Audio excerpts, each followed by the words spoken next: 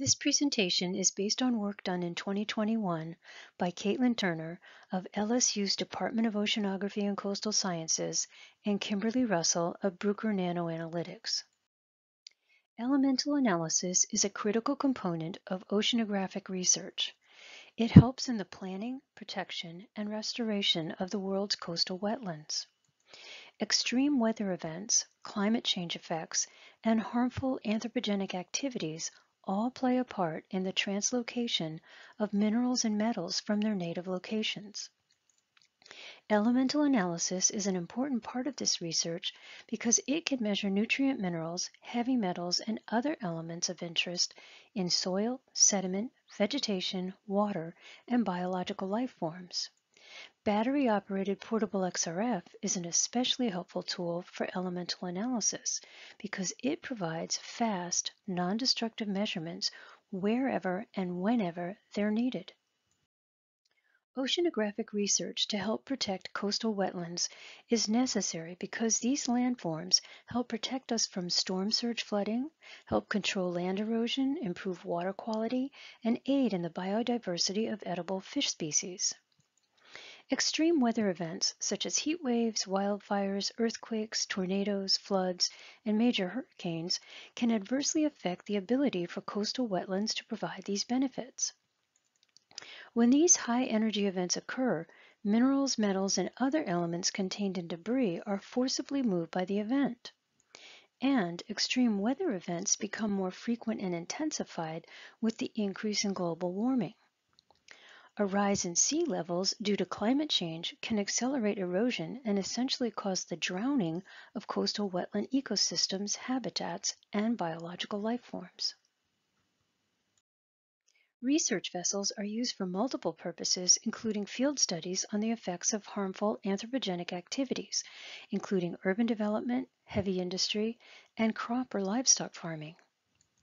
Hydrology alterations from urban development, such as draining, dredging, diverting water flow, or even adding filler material, can alter and disrupt a functioning ecosystem. New developments can also add discharge of human waste products. These activities can disturb a habitat by concentrating heavy metals and other toxic elements into coastal wetlands. Downstream discharge of effluents and waste containing toxic loads of heavy metals or other dangerous elements can be caused by heavy industry. Additionally, the extraction of integral wetland materials such as water or salt can completely alter coastal wetlands. Crop and livestock farming can be harmful due to fertilizer and waste runoff of toxic loads of both heavy metals and mineral nutrients. Those increased loads, such as from phosphates, can increase plant and algae growth. This not only depletes the underlying sediment, but also depletes dissolved oxygen, thus creating dead zones where there is too little oxygen to support marine life. Elemental analysis data supports research into the protection of coastal wetlands. The data herein is from a presentation given at the December 2021 AGU conference in New Orleans, Louisiana. A single marsh transect at Great Egg Harbor Bay Estuary in southern New Jersey was selected to collect samples to illustrate the various applications of portable XRF for elemental analysis. Samples were collected at 3 sampling points, at the ocean marsh boundary, 12 feet from the boundary, and 24 feet from the boundary. The analysis of water at coastal wetlands is concerned with trace elements, including heavy metals. As samples are taken further from the ocean marsh boundary, it's reasonable to assume that elements in the water will be absorbed by sediment and vegetation. Water samples were only available at the ocean marsh boundary and 12 feet from it. They were collected in jars and transferred into XRF sample cups for analysis. The CTX used in this study did not have a water calibration preloaded. Therefore, Bruker's Spectra EDX PC software was used for a relative comparison of the samples, and distilled water was used as a blank. As expected, the sample taken at the ocean marsh boundary contained a higher concentration of most elements. The portable XRF used for this work was not equipped to measure sodium or low levels of magnesium and phosphorus. For those analyses, Bruker's Tracer 5 Handheld XRF is the ideal portable XRF analyzer for measuring these light elements. It can even measure fluorine, atomic number 9. Elements at ultratrace levels, as in parts per billion, are typically of greatest interest for water analysis. Bruker's portable TXRF, the S2 Picofox, is capable of these ICP-like measurements, but without all the work and expenses involved with ICP analysis. Elemental analysis of sediments is performed to study weathering and contaminants along the surface, as well as the vertical accumulation of minerals and pollutants by extracting core samples. The Handheld XRF for Major and Trace Elemental Analyses section in USDA's Soil Survey Field and Laboratory Methods Manual was used to guide the analysis of sediment samples for this study. Samples were dried in air, then mixed and ground before packing into XRF sample cups. Bruker's preloaded geoexploration calibration for portable XRF analyzers was used to compare elemental composition. Preloaded calibrations can be modified to include additional elements or wider concentration ranges. Bruker's RTAX PC software was used to determine if there were other elements in the samples and to make a spectral comparison of the 3 samples. Bromine was found in all 3 samples, but was not included in the calibration of the analyzer used. Lighter elements were measured for 30 seconds with settings of 15 keV, 23 microamp, and no filter.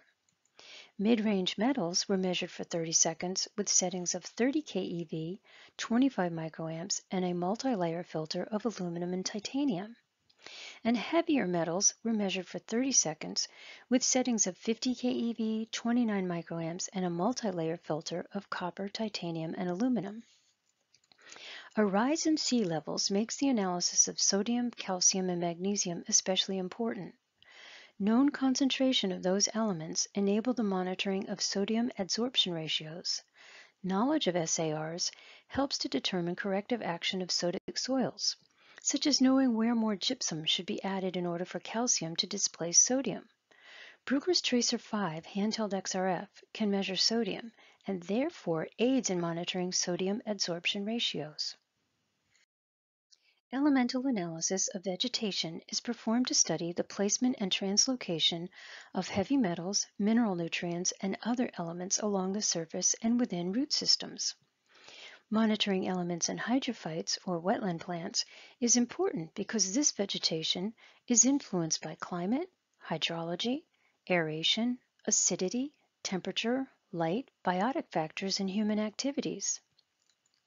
Accretion is a process where plants trap sediment and increase the elevation of a wetland surface. However, due to climate change, higher rates of sea level rise are projected to drown many coastal wetland ecosystems. This means that sea levels could rise faster than a wetland's natural accretion rate. Elemental analysis can help monitor this. 2 other plant types that elemental analysis can help monitor the effects of are some halophytes, which phytoremediate heavy metals from the soil, and some salt marsh grasses, which release metals to their surroundings. Vegetation samples were prepared following Bruker's technical note, Sample Preparation of Plant Samples for Handheld XRF. Plants were dried in air, cut into small pieces, then mixed and ground in a grinder before packing into XRF sample cups. The plant calibration was used to compare elemental composition of rockweed, salt marsh cordgrass, and salt hay. Bruker's RTAX PC software was again used to determine if there were elements in the samples that are not in the preloaded plants calibration, and to make a spectral comparison of the 3 samples. Iodine was found in all 3 samples, but is not included in the calibration. So, what is X-ray fluorescence spectrometry? It's a technology that depends on an X-ray source to excite elements in a sample and a detector to identify them. When an X-ray source's energy hits a sample, it can eject electrons from an element's inner atomic orbital.